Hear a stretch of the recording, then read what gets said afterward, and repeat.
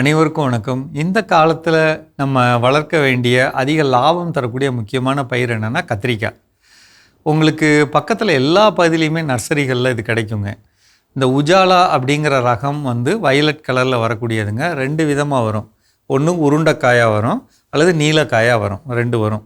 இது ஒரு பக்கம் இருந்தாலும் பச்சை கத்திரிக்காய் இன்றைக்கி பெரும்பாலும் விரும்பப்படுதுங்க. சரிங்களா? அதுவும் விரும்பப்படுது.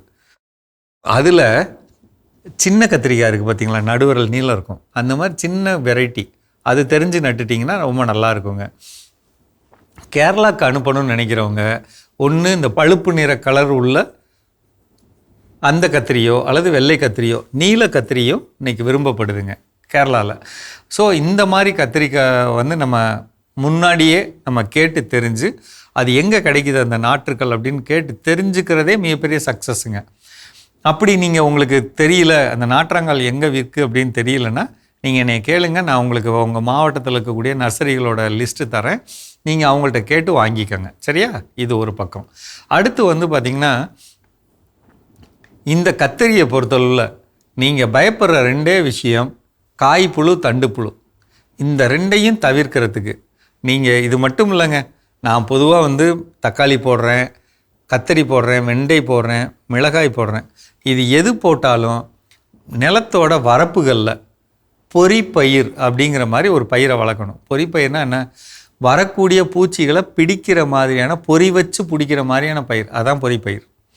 அது என்னென்ன பயிர்? மக்காச்சோளத்தை ஒவ்வொரு அரை அடிக்கு ஒன்று நடலாம். அந்த அரை அடிக்கு உள்ள ஒரு அரை அடிக்கு ஒன்று தட்டைப்பயிர் நடலாம். 8 அடிக்கு ஒன்று ஆமணக்கு நடலாம்.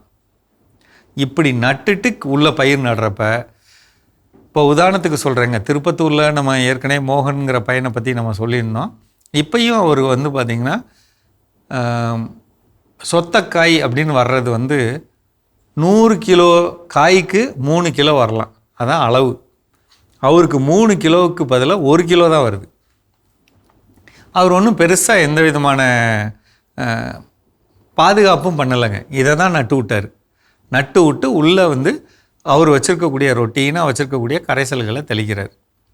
அப்படி தெளிக்கிறப்ப அவருக்கு இந்த காய் புழு, தண்டு புழு இல்லாத ஒரு நல்ல ஒரு அமைப்பு கிடைக்குதுங்க. கொஞ்சம் தயவுசெய்து கடைபிடிச்சு பாருங்கள்.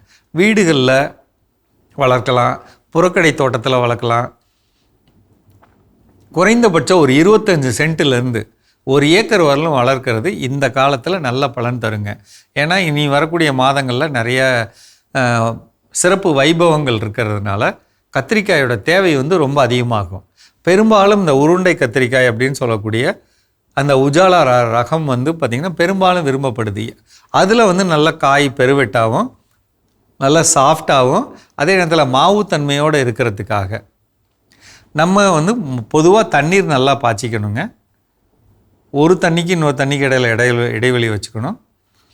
பக்கத்தில் இருக்கக்கூடிய இடங்கள்லேருந்து எங்கே கிடைக்குதோ மண்புழு உரம் கிடைச்சா அது வாங்கிட்டு 1 ஏக்கருக்கு குறைந்தபட்சம் 100 கிலோ அந்த அளவில் வாங்கி நிலத்தில் போட்டுக்கிட்டோம்னா அந்த பயிர்களுக்கு வேணுங்கிற மணிச்சத்தும் தழைச்சத்தும் சாம்பல் சத்தும் கொஞ்சம் சாம்பல் சத்தும் அது கிடைக்க ஒரு பெரிய வாய்ப்பு இருக்குங்க. அதை செஞ்சுக்கலாம்.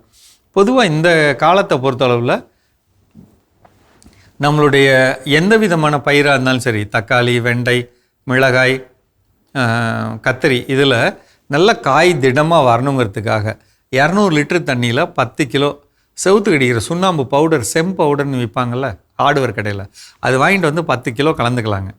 இந்த 10 கிலோ கலந்த தண்ணீரோட ஒரு 3 கிலோ அல்லது 5 கிலோ சாம்பல், எங்கேயாவது சாம்பல் கிடச்சா அது போட்டுக்கலாம். போட்டு ஒரு 3 மணி நேரம் அப்படி ஊற வச்சிடலாங்க. இந்த ஊற வச்ச தண்ணியை வடிகட்டி இந்த தண்ணீரை எந்த நிலத்துலையும் ஊற்றி விட்டுறணுங்க. இதை ஊற்றி விட நமக்கு காய் நல்ல உருண்டையாக ஷைனிங்காக கிடைக்கும். அது பார்த்துக்கங்க. எருக்கு கரைசல் தரையில் கொடுக்குறதும் எருக்கு கரைசல் தெளித்து கொடுக்குறதும் காய்கள் எண்ணிக்கையும் அதிகம் நல்ல உருண்டையாக அழகாக வர்றதுக்கு வாய்ப்பை கொடுக்கும். சரிங்களா? செஞ்சு பாருங்கள். மீண்டும் சந்திப்போம்.